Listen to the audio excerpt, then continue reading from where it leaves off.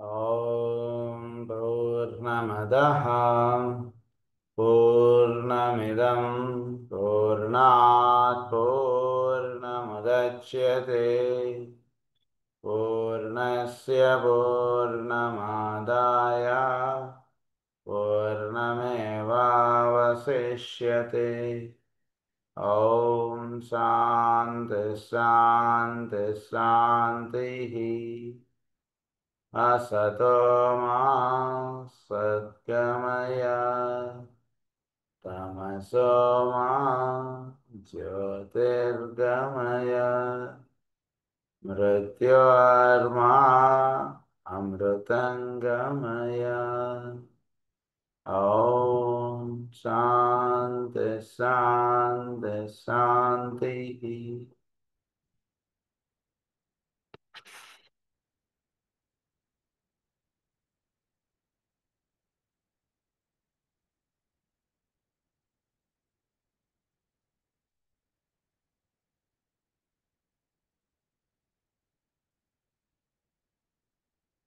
మనం నిన్న ఫ్రిక్షన్ గురించి చదువుకోవడం స్టార్ట్ చేసాం.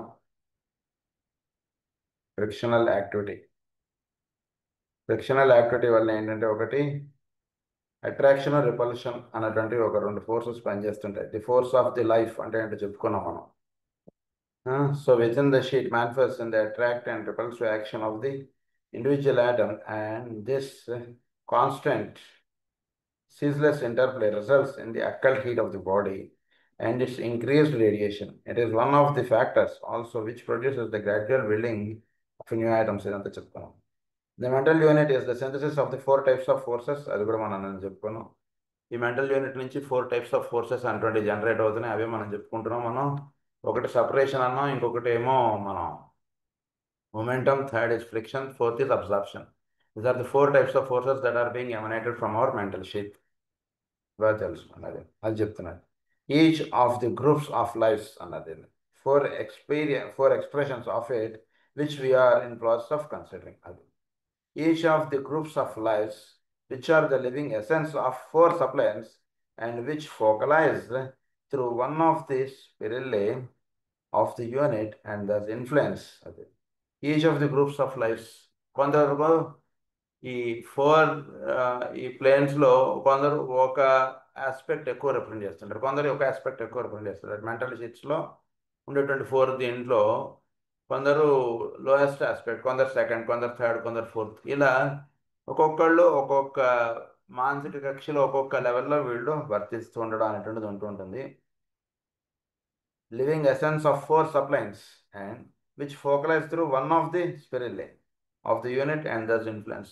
వీళ్ళందరూ కూడా ఒక స్పిరిల్లే లాగా, అంటే ఒక సబ్లైన్ నుంచి వీళ్ళందరూ పనిచేయడం అంటుంటుంది. తద్వారా దీంట్లో ఈ ఎక్స్ప్రెషన్ అనేది 3గా మీకు వస్తుంటుంది అని అంటున్నారు. ఆ 4 సప్లైన్స్ యొక్క ఎక్స్ప్రెషన్, ఒక్కొక్క సప్లైన్ది the sheet itself, the man on the physical plane, part of the head centre. So sheet itself అంటే ఈ మెంటల్ షీట్ ఏదైతే ఉందో దాని యొక్క ఎక్స్ప్రెషన్ వాళ్ళలో ఆ పొరగా వస్తుంటుంది. ఆ సప్లైన్ ద్వారానే వాళ్ళ యొక్క మెంటల్ షీట్ యొక్క ఎక్స్ప్రెషన్ అంతా ఉంటుంటుంది. ఇంకొకటి ఏంటంటే man on the physical plane, అంటే ఈ మెంటల్ షీట్ యొక్క రిఫ్లెక్షన్ ఫిజికల్ ప్లేన్ మీద పడుతుంటాడు. వీడి యొక్క అంటే వీడు ఏదైతే ఆలోచిస్తుంటాడో అదే వీడు చేస్తుంటాడు. ఇదే మన ఇనిషియేషన్ సోలార్లో మనం చెప్పుకున్నాం. హ్యూమన్ బీయింగ్స్ అంటే మేల్స్లో ఎక్కువగా మెంటల్ ప్లేన్, ఫిజికల్ ప్లేన్ రెండు ఎక్కువ అటాచ్ అయి ఉంటాయి. ఫీమేల్స్లో ఆస్ట్రల్ ప్లేన్ తోటి ఫిజికల్ ప్లేన్ ఎక్కువ అటాచ్ అయి ఉంటుందని చెప్పి మనకు అక్కడ చెప్తారు. సో ఇక్కడ ఏమో మనకి ఏమని చెప్తున్నారంటే, ఈ mental subplane the man on the physical plane అన్నది.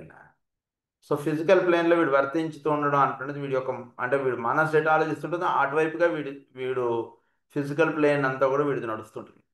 అంటే దానికి దీనికి డైరెక్ట్ అటాచ్డ్గా నడుస్తుంటుంది.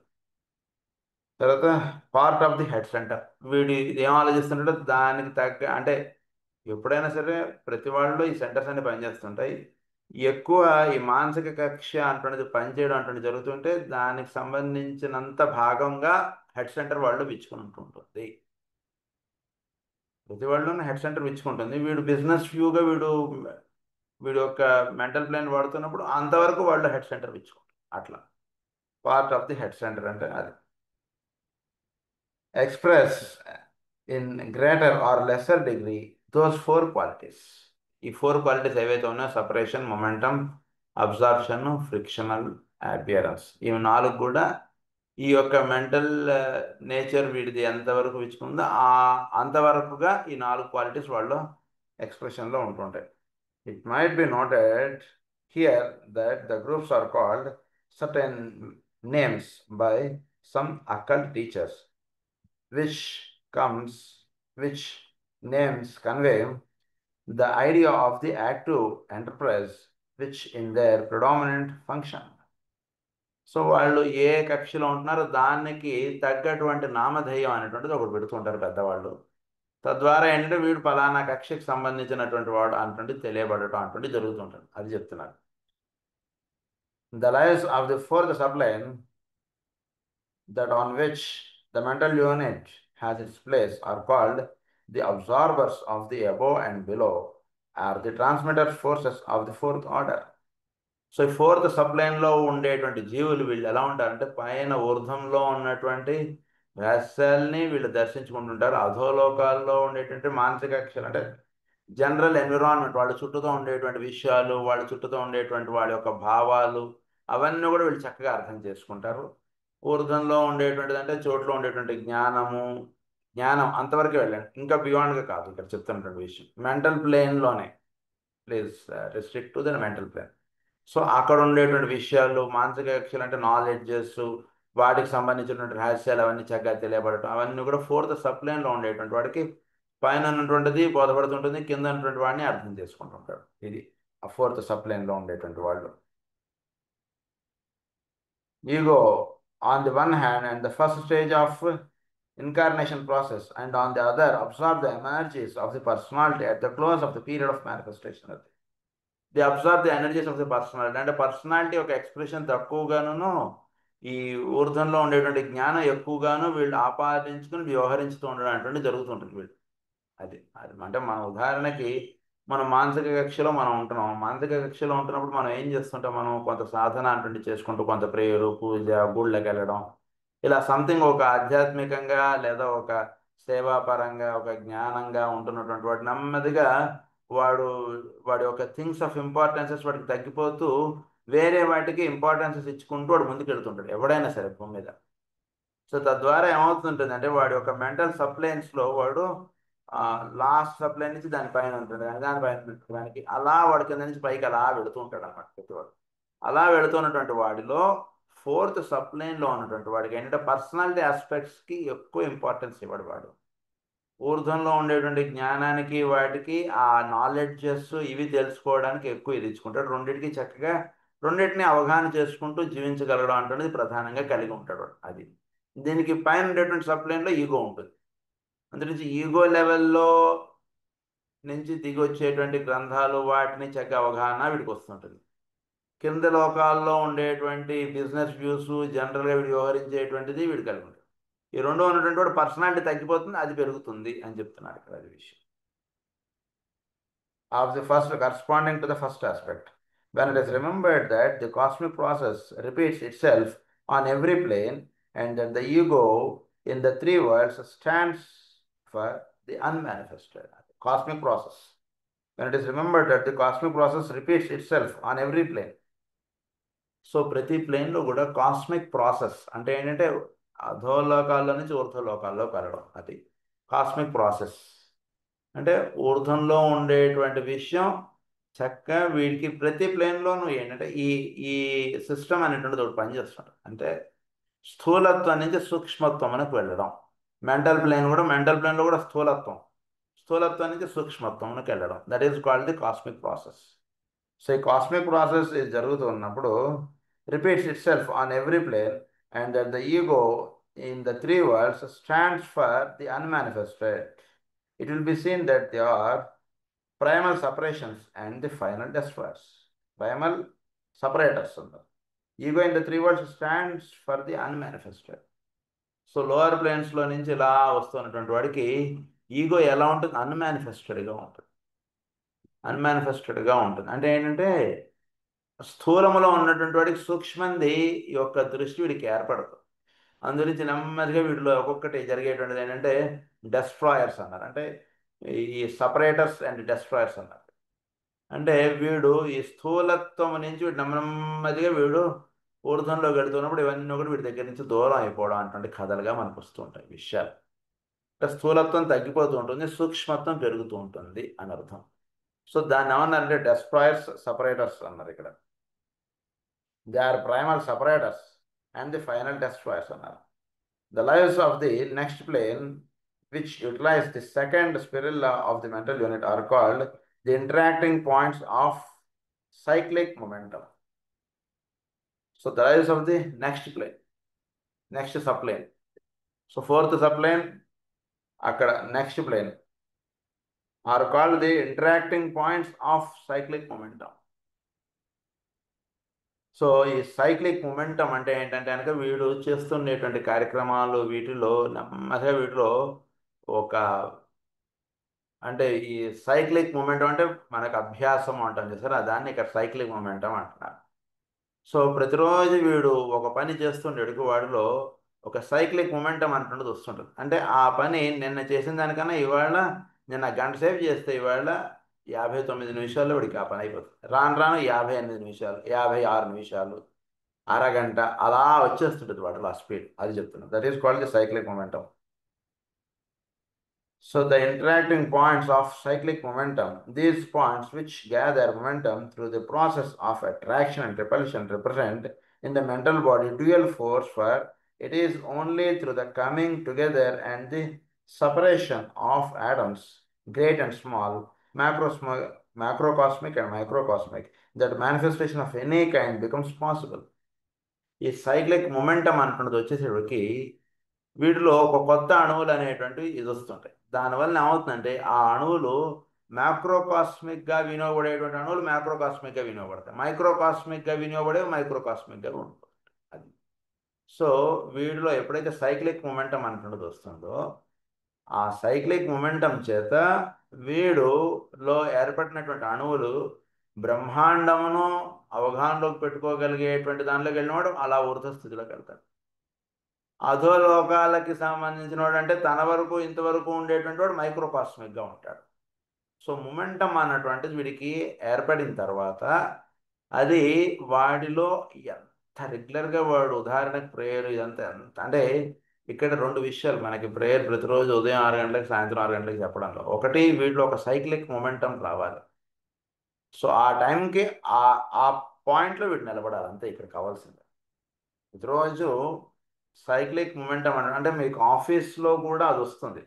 ప్రతిరోజు ఆఫీస్కి టైంకి వెళ్ళడం, దాని నుంచి రావడం, అక్కడ కూడా ఆ టైమ్లీ ఫాలోయింగ్ అంటున్నది వస్తుంది. కానీ ఇక్కడ కావాల్సింది ఏంటంటే సహజంగా వీడు ఆ టైంకి వీడు అక్కడ నిలబడగలగాలి. సహజంగా ఆన్ హిమ్సెల్ఫ్. వాడు ఎవడో తిడతాడని వాడు అది వచ్చినటువంటి క్రమశిక్షణ నిలబడే క్రమశిక్షణ కాదు. ఆదివారం వచ్చిందంటే 10ంటికి లేస్తాడు.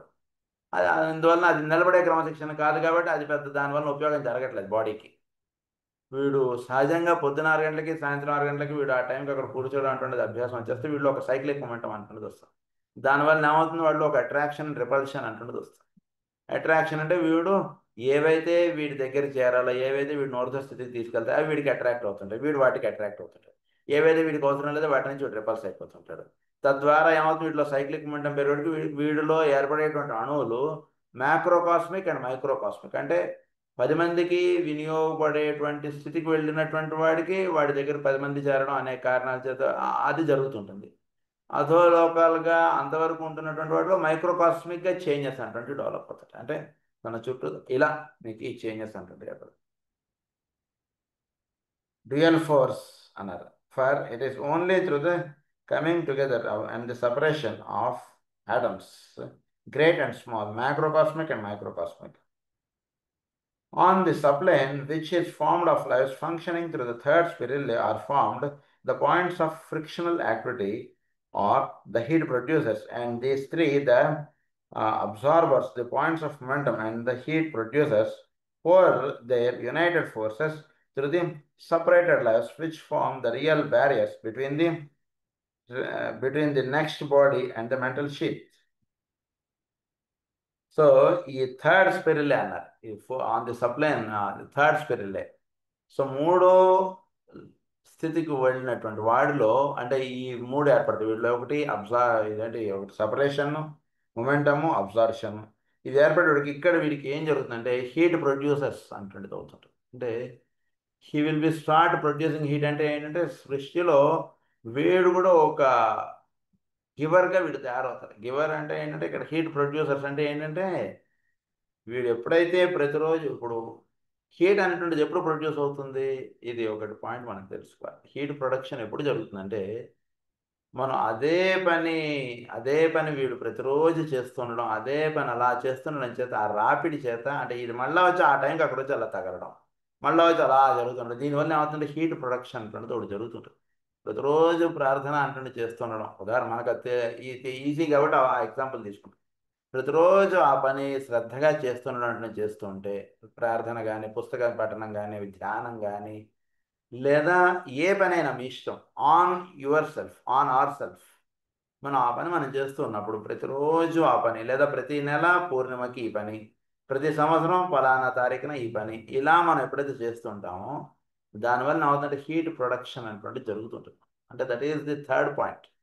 జనరల్గా జరిగేటువంటిది కాకుండా ఇక్కడ మూడోది ఒకటి పుడుతుంటుంది. దానివల్ల అంటే దాన్ని హీట్ ప్రొడక్షన్ అని చెప్తున్నారు. అదొకటి వస్తుంది అన్నట్టు వీటిలో.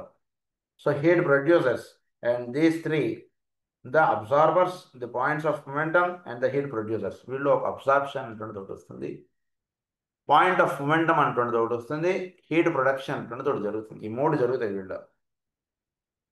For their united forces through the separated lifes. అది యునైటెడ్ ఫోర్సెస్ వీడిలో ఎప్పుడైతే చేస్తుంటాడో వీడిలో ఒక అంటే చోట్లో ఉన్నటువంటి ఫోర్సెస్ని వీడు వాటితో అనుసంధానం చెందడం అంటే జరుగుతుంది. జరిగేవాడికి ఆ యునైటెడ్ ఫోర్సెస్ వీడి ద్వారా సపరేటెడ్ లైఫ్స్ అంటే వీడు చోట్లో నుంచి వీడు సపరేట్గా వచ్చి వీడు భూమి మీద పుట్టి వీడు చేస్తున్నాడు కదండి. ఆ సపరేట్గా వచ్చిన వాడి ద్వారా కూడా అవే ఫోర్సెస్ వీడి ద్వారా వ్యక్తం అవుతూ ఉండడం అటువంటి జరుగుతుంటుంది సృష్టిలో. ఇది విషయం ఆఫ్ ది ఎక్స్ప్రెషన్ అన్నారు. Work in unified and synthesize. This is only possible real barrier between the next body. అది united forces through the separated lives which form the real barrier between the next body and the mental sheath. So it forms a real barrier. అంటే next body and the mental sheath అంటే వీడి యొక్క mental షీత్కి నేను చోటులో ఉండేటువంటి ఏ అణువును ఏదైనా సరే తీసుకున్నా, దానికి వీడికి ఏ వస్తువుని తీసుకున్నా, ఏ వ్యక్తిని తీసుకున్నా, ఏది తీసుకున్నా సరే దానికి వీడికి మెంటల్ షీత్లో ఈ పొరతో వీడు అనుసంధానం చెందడం అంటుండే జరుగుతుంది. ఎప్పుడైతే ఈ పొరతో వీడు అనుసంధానం చెందడం జరుగుతుందో అప్పుడు వీడికి జరిగేది నెక్స్ట్ పాయింట్ చెప్తున్నాడు. Mental sheath barrier between the next body and the mental sheath. ఈ సపరేటెడ్ లైఫ్స్ అంటున్నది ఒక బ్యారియర్గా ఉంటుంది. This is only possible when their work is unified and synthesized. The student must here remember that the lives are the expressions of one life. So it becomes the barrier. ఇది బ్యారియర్గా ఉంటూ చోటులో ఉండేటువంటి వాడికి వీడికి ఒక ఇది ఏర్పాటు చేయడం అంతే ఇక్కడ. అది జరుగుతూ ఉన్నప్పుడు నెక్స్ట్ సాధకుడుగా ఉంటున్నటువంటి వాటిలో వీడు అర్థం చేసుకోవాల్సినటువంటి విషయం ఏంటంటే their work is unified and synthesise.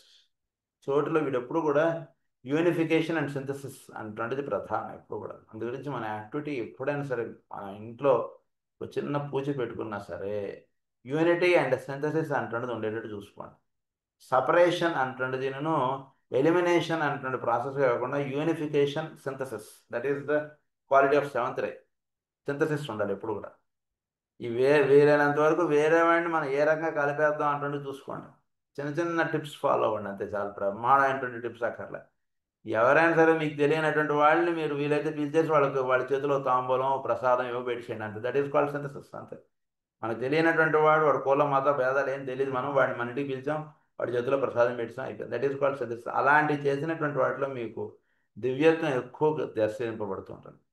So unification and synthesis ఉండాలి ఎప్పుడు కూడా మన యొక్క యాక్టివిటీలో.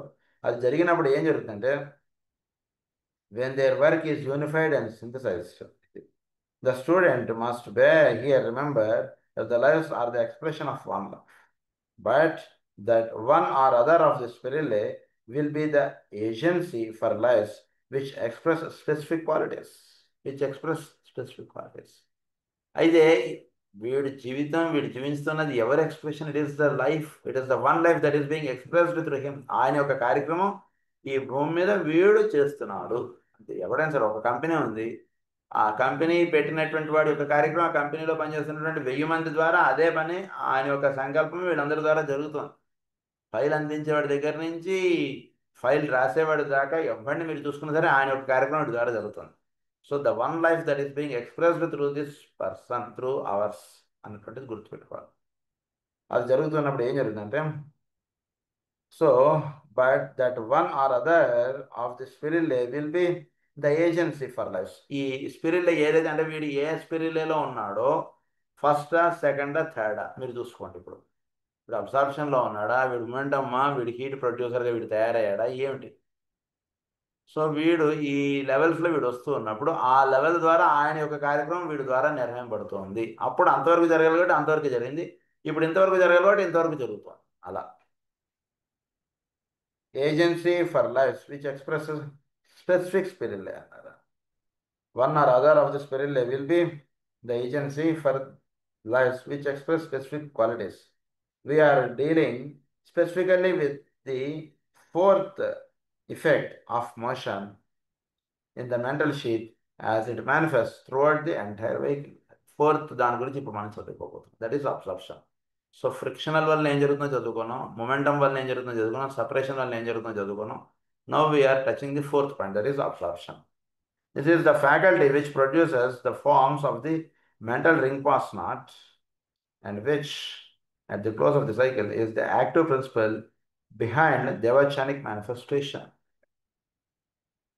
So ఈ ఫ్యాకల్టీ ఏంటి ఇక్కడ? అబ్సార్ప్షన్ అంటే it is the producers the forms of the mental ring pass not. వీడి యొక్క మెంటల్ రింగ్ పాస్ నాట్ అనేటువంటిది ఒకటి ఉంటుంది. అంటే వీడి యొక్క కక్ష ఈ పొర ఇంతవరకు వ్యాపించింది. The circumference from the centre to the circumference through the radius is called pi అని అన్నారు. దాన్ని పై ఈజ్ వెళ్తాం అంటే వీడి యొక్క జ్ఞానం ఎంతగా ఉంటుందో, వీడి యొక్క కేంద్రం నుంచి పరిధికి అంతగా ఉంటుంది డిస్టెన్స్. సో ఈ పరిధి అన్నటువంటిది ఏదైతే ఉందో దాన్ని మెంటల్ రింగ్ పాస్ నాట్ అన్నారు. అంటే వీడు ఉదాహరణకు వీడి కుటుంబం అంతవరకు మెంటల్ రింగ్ పాస్ నాట్ ఉంది. వీడు ఒక కాలనీలో ఉండేవాళ్ళు అంతవరకు రింగ్ పాస్ నాట్ ఉంది. వీడి యొక్క కులం వాళ్ళు అంతవరకు వాడు రింగ్ పాస్ నాట్ ఉంటుంది. వీడి దేశం వాళ్ళు అంతవరకు వాడు రింగ్ పాస్ నాట్ ఉంటుంది. భూమి మీద ఉన్నటువంటి వాళ్ళందరూ అంతవరకు వాడు రింగ్ పాస్ నాట్. ఈ సౌరమండలం అంతవరకు వాడు రింగ్ పాస్, అలా ఉంటుందండి రింగ్ పాస్ నాట్. సో దాన్ని ఏమంటున్నారంటే this is the faculty which produces the forms of the mental ring pass not which is the active principle behind devachanic manifestation. The student అది faculty which produces the forms of the mental ring pass. So absorption అనేటువంటి quality మనలో పనిచేస్తుండడం చేత ఇంతవరకు వీడికి ఒక mental ring pass not అనేటువంటిది అది ఇస్తుంటుంది. అబ్సార్ప్షన్ అనేటువంటి క్వాలిటీ వీడిలో పనిచేస్తుంది. అదే మాట వేరేవాడు అంటే వాడు తిట్టేస్తాడు, కొట్టేస్తాడు. అదే మాట ఈ రింగ్ పాస్ నాట్లో ఉన్నటువంటి వాడు అంటే వాడు పట్టించుకోడు. ఇలా ఉంటుంది ఊరికి ఇంకా అర్థం.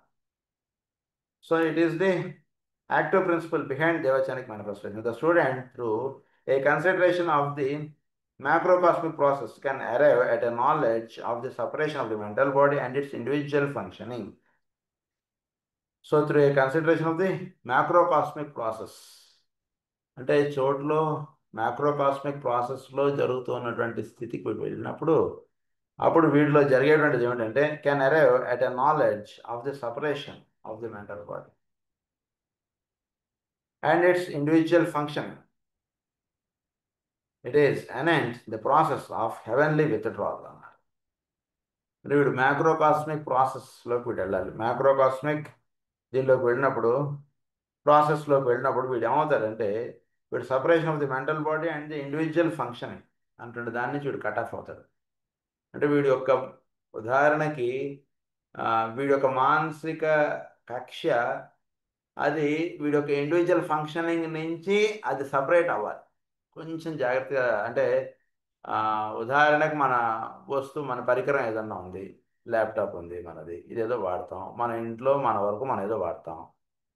దీన్ని మనం అవసరమైనప్పుడు ఎక్కడైనా సరే ఏదైనా ప్రోగ్రామ్కి దేనికైనా సరే వాడగలుగుతూ ఉండడానికి అందులో ఉన్నటువంటి ప్రోగ్రామ్స్, అందులో ఉండేటువంటి కన్ఫిగరేషన్ కాసేపు మనం దాన్ని డిలీట్ చేయడము, కాసేపు దాన్ని హైడ్ చేసేసి పెట్టేసి వాళ్ళకి ఇస్తాం ల్యాప్టాప్, లేదా అక్కడ వాడడానికి మనం వినియోగపెడతాం వాళ్ళ ముందు. ఎందుకంటే మన పర్సనల్ అంతా అక్కడ కనబడుతుంటే బాగుండదు మన లెక్కలో చెప్పుకోవాలంటే.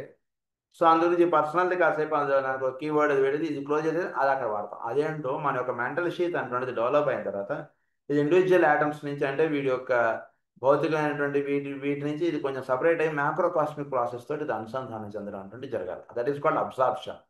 ఇది వీడిలో ఉంటుంది ఈ క్వాలిటీ.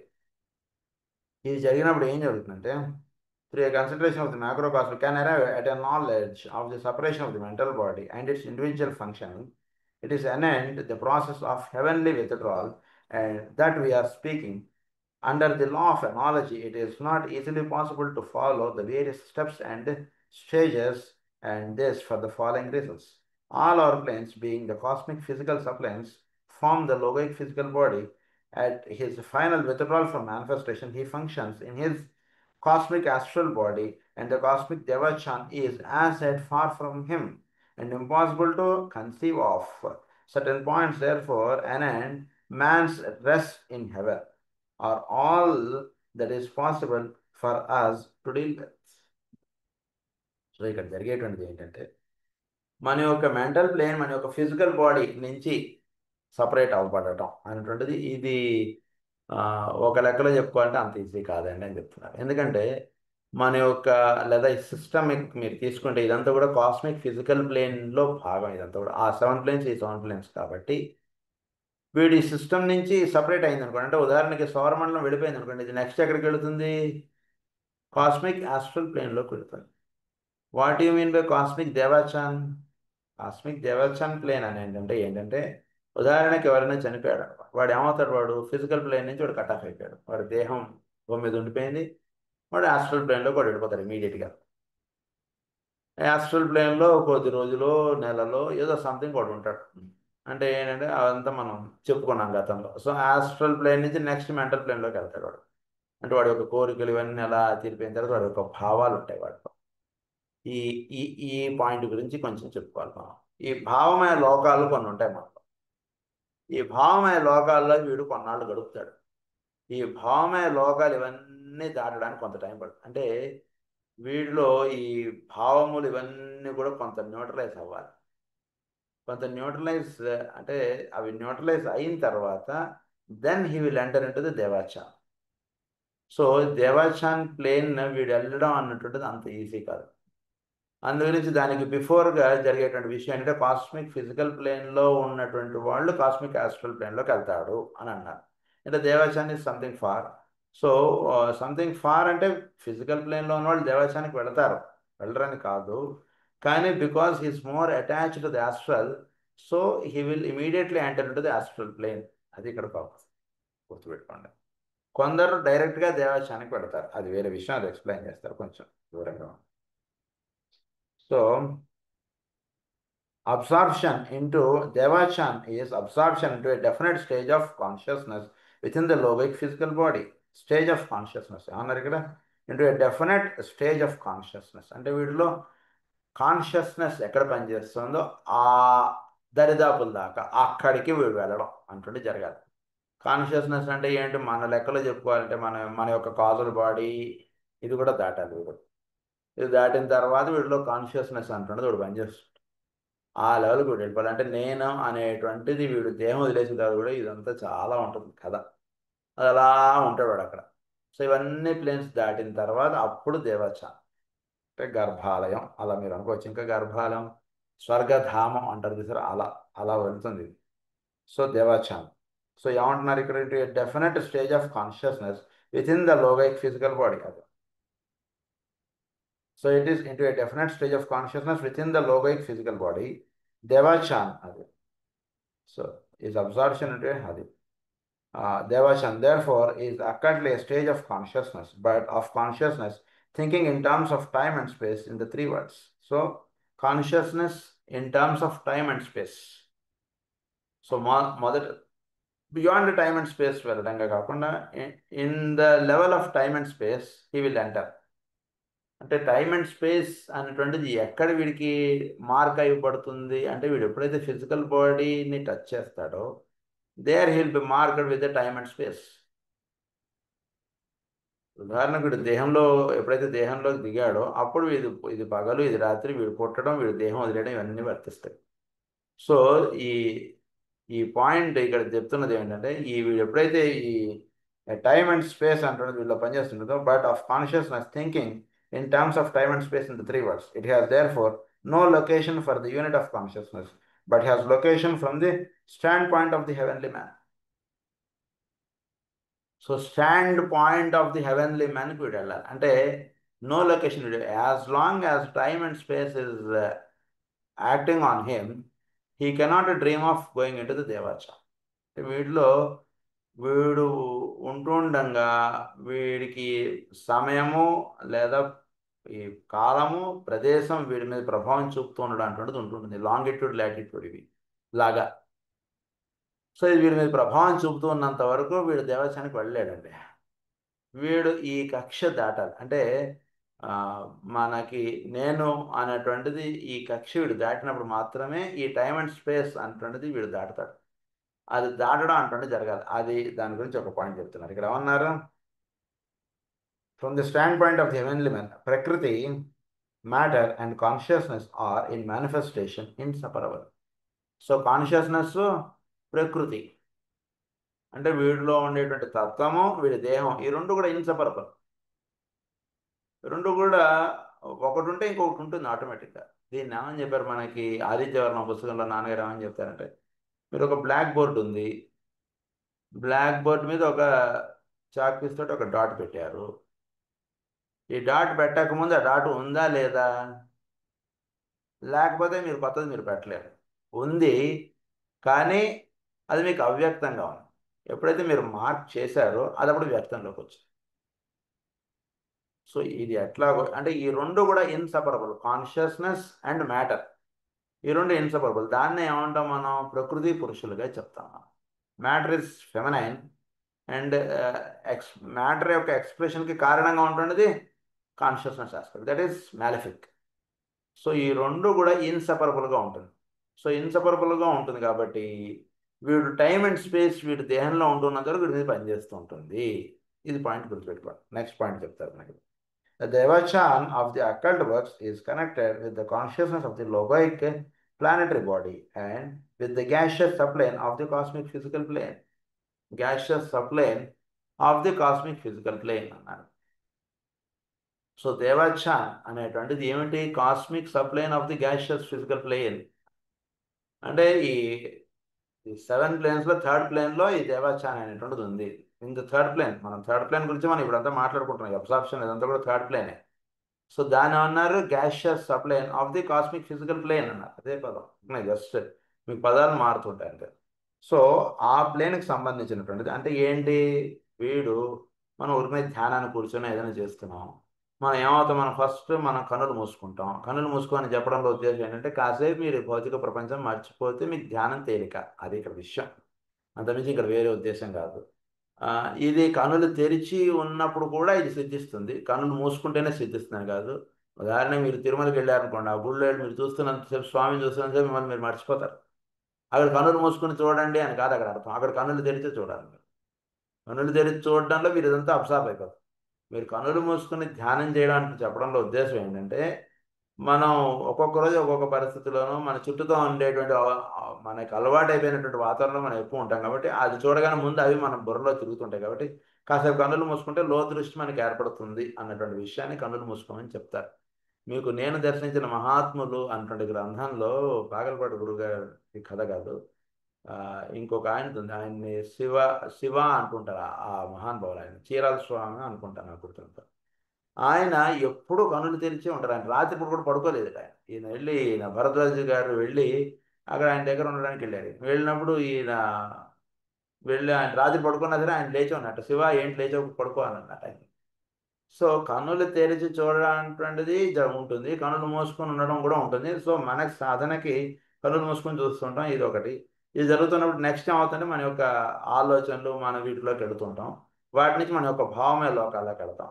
ఈ లోపం కొంతమందిలో పనిచేస్తున్నప్పుడు నెమ్మదిగా, లేదా ఉదాహరణ మనకి ఈజీగా అర్థం అవడానికి మన గురు పూజల్లోనే ఎక్కడో ప్రార్థన చక్కగా మనం కూర్చున్నప్పుడు కాసేపు మనం గురు పూజల్లో ఉన్నాం అనేటువంటిది నెమ్మదిగా మనం మర్చిపోతాం.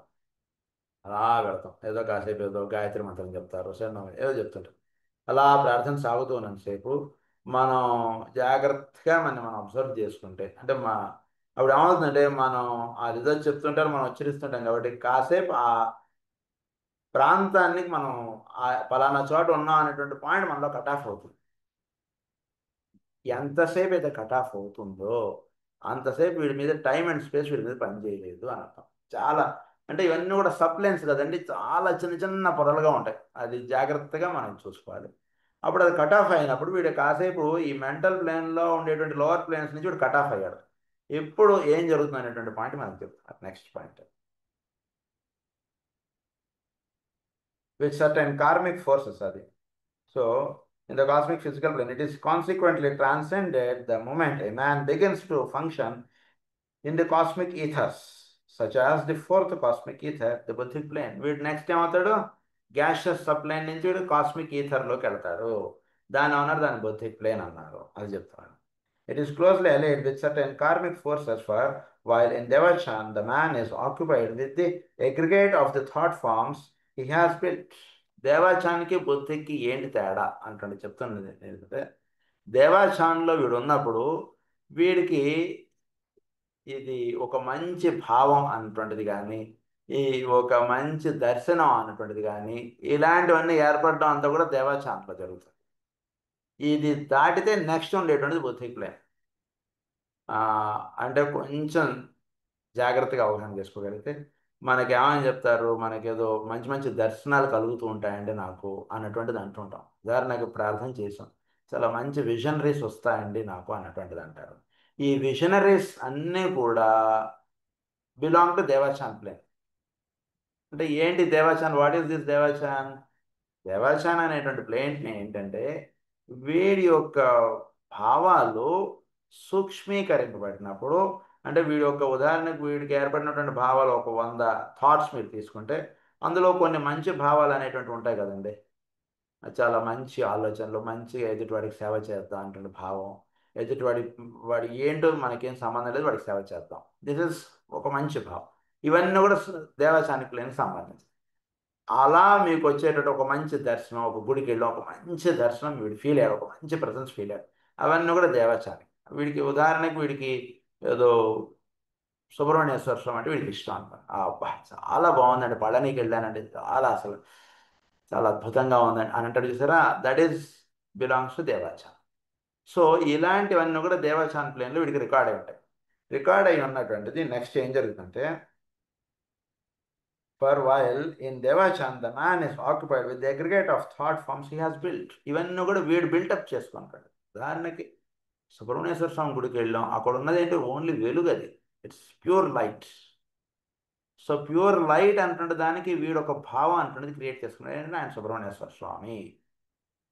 సుబ్రహ్మణ్యేశ్వర స్వామి చాలా, అసలు ఆ గుడికి వెళ్తేనే చాలా ఇది అద్భుతంగా ఉంటుందండి అంటాడు.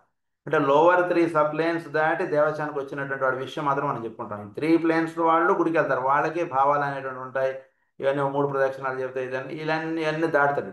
దేవచాన్ ప్లేన్లో వీడు ఆ వెలుగుని సుబ్రహ్మణ్యేశ్వర స్వామిగా చూస్తాడు, అది వాడికి ఒక లింక్ ఎస్టాబ్లిష్ అవుతుంది. ఆ గుడికి వెళ్ళి వీడు కూర్చుంటే ఆ కాసేపు వీడు చాలా బాగుంటుంది వీడికి ధ్యానం.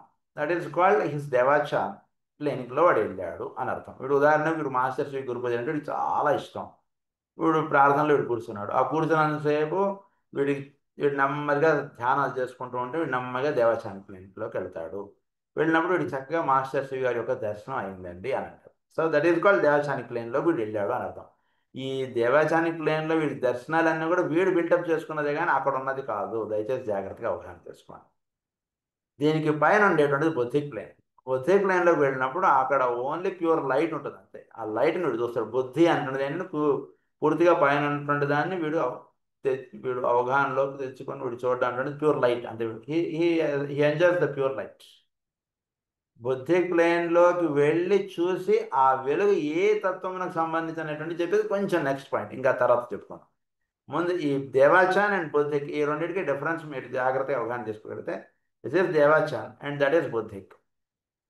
ఆ పాయింట్ కొంచెం జాగ్రత్తగా హీ హాస్ బిల్ట్ అన్నారు which are essentially of an occult a mental and a persistent nature. ఇదంతా కూడా mental faculty, occult faculty and persistent nature. ప్రతి వారం లేదా ప్రతి నెల లేదా ప్రతి సంవత్సరం వీడు పళనికి వెళ్తాడు. It's a persistent nature. అక్కడికి వెళ్ళగానే, తిరుమలకి వెళ్ళగానే వీడు ఫీల్ అయ్యేటువంటి ప్రజెన్స్ డిఫరెన్స్ అంటారు. So that is called devachanic plane. అది మీకు బయట రాదండి. అది అది వీడికి రికార్డే. వీడి దేవాచానిక్ ప్లేన్కి వెళ్తాడు. ఆ గర్భాలయంలోకి వెళుతూ ఉంటేనే వీడు ఆ దేవాచానిక్ ప్లేన్లోకి వెళ్ళిపోతాడు. అది దట్ ఈస్ హౌ. సో అంతకుముందు ఉండేటువంటి మెంటల్ ప్లేన్స్ డిఫరెంట్. ఏదో అక్కడ హుండీలో, శ్రీవారి హుండీలో ఈ డబ్బులు వేద్దాం ఇవన్నీ పెట్టుకుంటాడు. ఇలా ఇవన్నీ ఆలోచించి పెట్టుకున్నాం అంతా కూడా ఇది. ఒక్కసారి ఆ గర్భాలయంలోకి వెళ్ళిన తర్వాత వీడు ఇమీడియట్గా వీడు ఎంటర్ అయ్యేది దేవస్థానికి ప్లేన్. ఎందుకంటే అసలు తిరుపతి అన్న పేరే వీడికి వింటేనే వీడు ఫీల్ అయ్యేటువంటి ప్రజెన్స్ వేరు. వీడు ఇమీడియట్గా వీడికి దేవస్థానికి ప్లేన్కి వెళ్ళిపోతాడు. అది వెళ్ళిపోయినప్పుడు వీడికి అక్కడ దర్శనం అయ్యేది అదంతా కూడా దేవస్థానికి ప్లేన్లో వీడు ఉంటాడు. అక్కడి నుంచి పైకి చూసేటువంటిది అదంతా కూడా నెక్స్ట్ స్టెప్స్ అవన్నీ తర్వాత జరిగేట. So it is Devachan that the man shapes and publishes the stones which are built into the Temple of Solomon. Temple of సాలమన్కి వీడు అక్కడ దర్శించినంత కూడా దేవస్థానం ప్లేన్. దాన్ని బట్టి వీడు టెంపుల్ కడతాడు ఇక్కడ. అంటే ఏంటి, వీడు ఒక రూపం, ఒక భావం ఇదంతా ఏర్పరచుకోవడానికి వీడు దేవస్థానం ప్లేన్కి వెళ్ళి అక్కడ వీడు చూసినది వీడు ఇక్కడ కడతాడు. అందుగురించి వీడు ఏమంటాడు, అప్ప ఒకసారి మాస్టర్ గారు చెప్తారు ఆయన కోసంలో రమణ మహర్షి గారి దగ్గర ఒక ఎవరు వచ్చారు. ఒక ఆవిడ వచ్చి అప్ప నాకు సుబ్రహ్మణ్యేశ్వర స్వామి దర్శనం అయింది, వాళ్ళ కళ్ళలో కనిపించాడు. అవునా, ఎలా ఉన్నాడు అగో అలా ఉన్నాడు, ఎలా ఉన్నాడు, అది ఇదని చెప్పాడు. అప్పుడు ఈయన అన్నది ఏమిటి, అదంతా నీ యొక్క మానసిక రూపం తప్పితే అది కాదమ్మా అని చెప్పాడు. ఎందుకు, because it is the devachanic plane, that is of the mind. Mind is hand two planes మేజర్గా. It is lower mind and higher mind. So ఈ హయ్యర్ మైండ్ ఫ్యాకల్టీగా మీలో పనిచేసేది అంతా కూడా దేవచానిక. అలా అలా మీరు అనుకోవచ్చు. లోవర్ ప్లేన్స్ అంటే లోవర్గా వ్యవహరించడం ఇదంతా కూడా లోవర్గా. హయ్యర్గా వెళ్ళినప్పుడు అది దేవచానిగా మీకు ఉంటుంది. సో ఇలాంటి మంచి మంచి భావాలు, భావాలు, నార్మల్ జీవితం ఇదంతా ఇది ఒక మంచి భావాలు, మంచివి ఇవన్నీ ఇచ్చేదంతా కూడా మీకు దేవచానిక్ ప్లేన్లో. అందు గురించి ఏమన్నారు ఇక్కడ, the man shapes and publishes the stones అన్నారు. వీడి హీ షేప్స్, ఇలా ఉంటాడు. దైవం అంటే ఇలా ఉండేటువంటి వాడిని దైవం అంటారు. అలా ఎలా ఉండేవాడిని దైవం ఎలా అంటే, దైవానికి నువ్వు ఒక రూపం పెట్టేసి నువ్వు చూడడం అంటుంది నువ్వు ఏర్పాటు చేసుకున్నావు అటువంటి దాన్ని ఏదైతే ఉందో అది దేవచానిక్ ప్లేన్లో నువ్వు చూసావు. అంతమించి నువ్వు వెళ్ళలేదు. కాబట్టి నువ్వు you have shaped the god in your own way and you are saying he is god. అది ఇక్కడ అదంతా జరిగేది మీకు దేవచానిక్ ప్లేన్లో. And polishes the stones which are built in to the temple of Solomon. అలా ఆ భావాన్ని అక్కడ చూసి వీడు ఒక కవిత్వం రాస్తాడు. కవిత్వం రాసిందంతా కూడా ఆ భావం. సో వీడు ఒక దేవచానిక్ ప్లేన్కి వీడు అంటే అంతకన్నా లోవర్ లెవెల్లో ఉన్నటువంటి వాళ్ళు దేవచానిక్ ప్లేన్కి వీడు ఆ భావం మీరు అలా జరుగుతుంటే అందులో మీరు వాడు వేసినటువంటి అడుగులుగా మిమ్మల్ని అలా తీసుకెళ్ళిపోతారు గర్భాలయంలో. దేవచానిక్ ప్లేన్లో వీడు చూసి వస్తారు కదా. అంటే మీరు చూసేది వాడు చూసినది మీరు చూస్తారు. జాగ్రత్తగా అవగాహన చేసుకోండి. వాడు ఏదైతే చూశాడో అది మీకు దర్శింపజేస్తాడు దేవచానిక్ ప్లేన్లో ఉన్నటువంటి వాళ్ళు.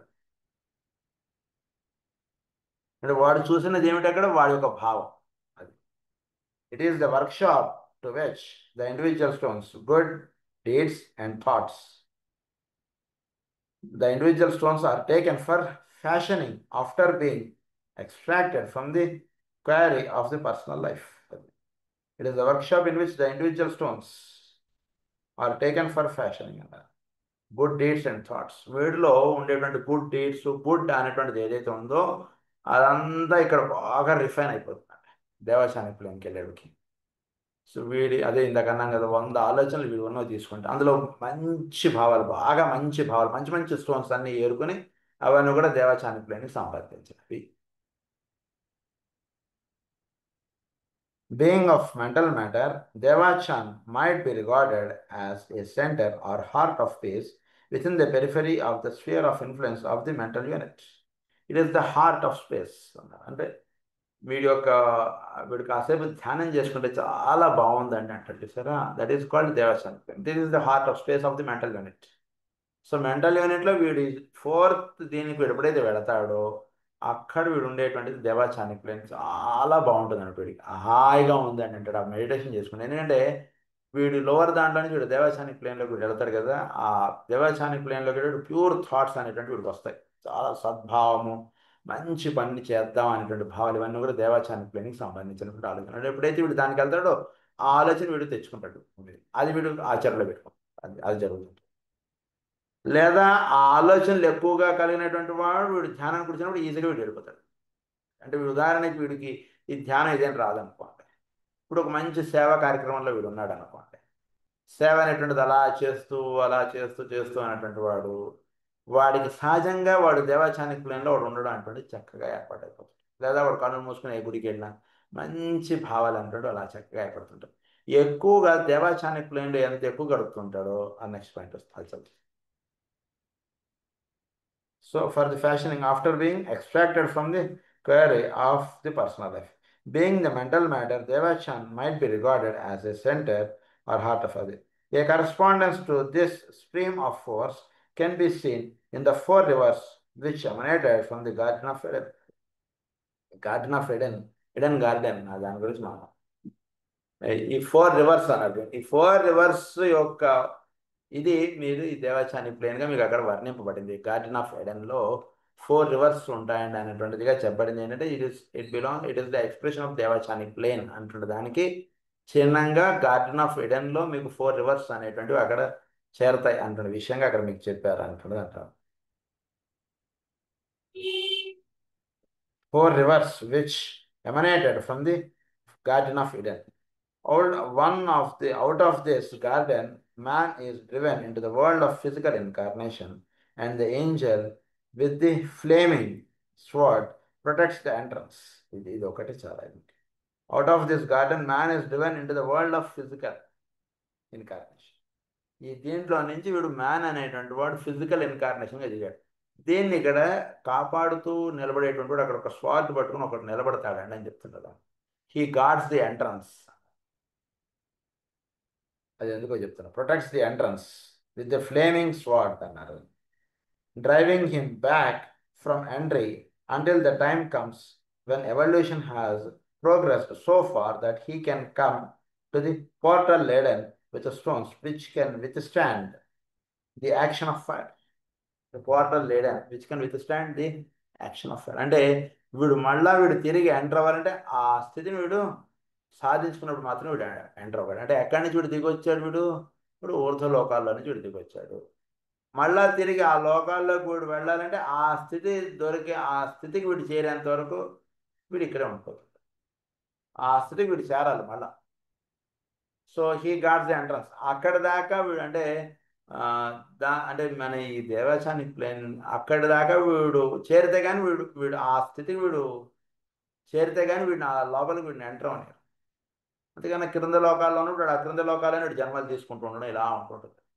ఆ ఆ లోకంకి ఎప్పుడైతే వీడు చేరతాడో అప్పుడు వీడిని మళ్ళా అందులోకి వీడు ఎంట్రీ అంటుంటే దొరుకుతుంది. అందుగురించి సాధన అంతా కూడా. సో దీని గురించి ఇంకొక పాయింట్ ఉంది, అది చెప్పుకొని మనం నెక్స్ట్ లెసన్లోకి వెళ్దాం. స్వస్తి ప్రజాభ్య పరిపాలయంతాం న్యాయేన మార్గేణ మహీం మహీసా గో బ్రాహ్మణేభ్య శుభమస్తు నిత్యం. లోకా సమస్తా సుఖినో భవంతు. లోకా సమస్తా సుఖినో భవంతు. లోకా సమస్తా సుఖినో భవంతు. ఓం శాంతి.